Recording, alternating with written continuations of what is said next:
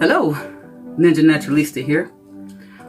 I am in the middle of retying my Microlocks, and I know you've probably seen this before on different videos, and so my intention is to show you not just my retie, but you can see I'm halfway done with that already. This side is done. I'm doing this side now. I want to show you how I incorporate this beeswax to keep my locks strong. Many naturalistas do not approve of beeswax, especially for locks. The fear is that they will have buildup when using beeswax. However, what I'm doing is I'm taking my finger and I'm putting it in here, and I'm just getting a small amount on my fingers like that, rub it around, and I'm going to the base of the lock, and I'm just going to rotate and twist and pull all those loose new hairs into that lock, as well as give that new strength and flexibility to the lock. Pardon the interruption, but as I was saying, what I'm doing is I'm taking a little bit of this beeswax on my finger, and I'm just going to rub that on my scalp at the base of the lock, and all around that lock base. You can see I'm putting that right there on that lock base. Not a whole lot, it's not a big glob, but just enough till it feels kind of sticky and tacky, and I know that that's got that on there. And I'm going to put my interlocking tool on there. I'm just going to go in there and make sure all those little hairs are together as I twist just a little bit, not too tight, and then retie. And I just keep giving it a little bit of a twist, making sure that beeswax grabs all those new hairs and pulling it through. Now, this isn't something that every naturalista or every microlocked woman is going to do, because like I said, many people are afraid of beeswax. However, if you have hair that grows away from the lock and doesn't grow into the lock, you're going to find you're going to need something to help hold those little new hairs together as you're putting those new hairs into the lock. If you don't, you'll have a situation where the hair will roll up inside the interlocking. I don't know if I'm going to get through this video without interruptions, because for some reason, it's like Grand Central Station today. All eyes on me. If they just come in here and just give me some money, if they don't keep coming in here, drop $20, everything gonna come bother me, right? Anywho, they're not gonna do that. Back to the process. Okay. Finger of beeswax. And get it around the lock base, like so. You can put it somewhere in the scalp. Cause you see that nice big space of scalp there? Yeah. We're gonna put some of this beeswax on there, and I mix my beeswax with Ayurvedic herbs so that I'm not just putting beeswax on my hair, I'm also putting amla and fenugreek as well into my hair. Because I mix it and then I put it back in the container. And so I got my interlock tool on, and I'm going to go in there and retighten that lock. And you want to hold the lock base taut, not tight, but taut, so that when you pull that lock through, it'll fit through.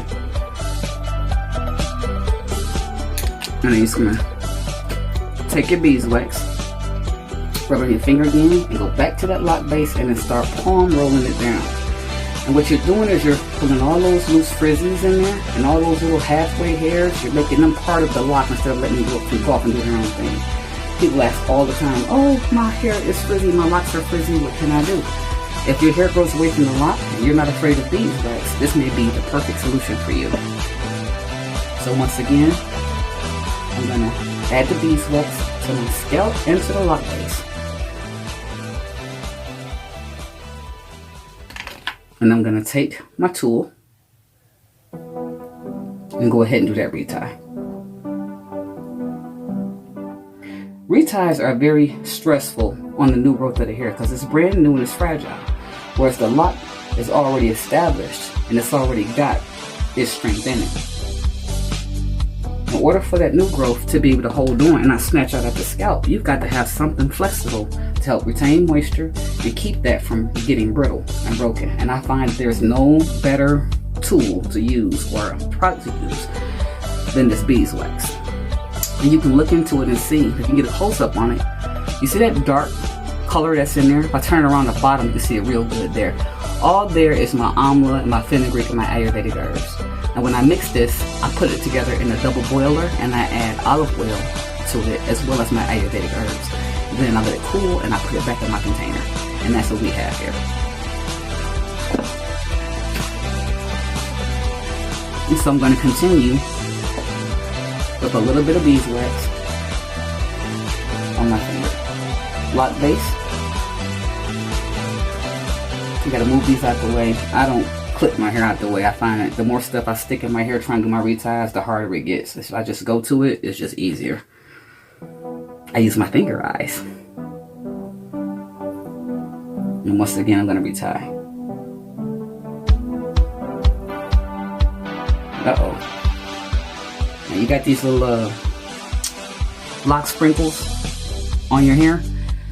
I recommend that you don't put any more than one on any given lock, because you will go through it when it's time to retie, because it will get hung up right there on that lock sprinkle. That's something I had to find out the hard way. I had quite a few of them in my hair at one time, and it was time for my retie. I caught the devil's own troubles trying to get that together. So I've consequently learned no more than one lock sprinkle per lock, and you kind of just don't want them in there too much at all, because Microlocks have to be tied too often to be trying to fight around those lock sprinkles.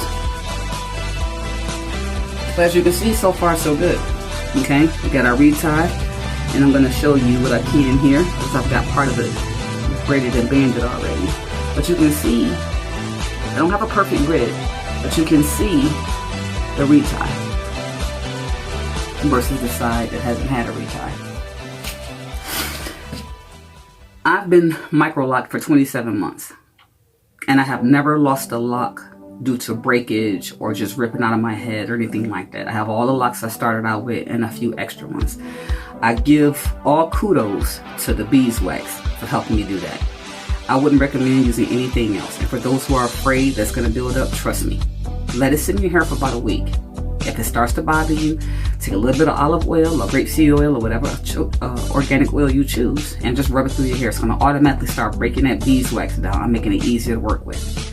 You can also get a can of oil sheen spray, like this one, and spray your hair when you're done, so that your hair maintains that loose body and flexibility like so much.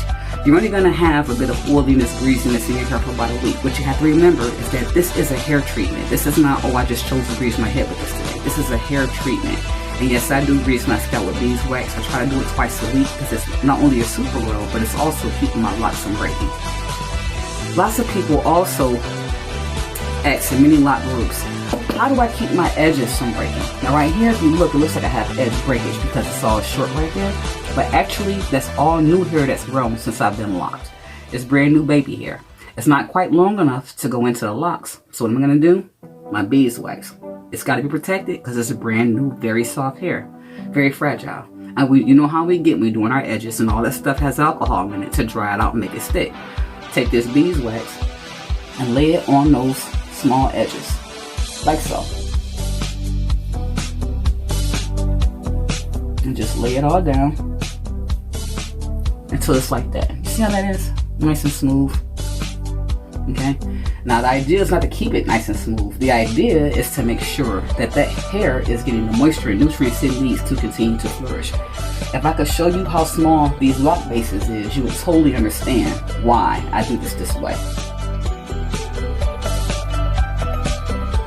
And once again, I'm going to go through. And as always, thanks for watching The Ninja Naturalista.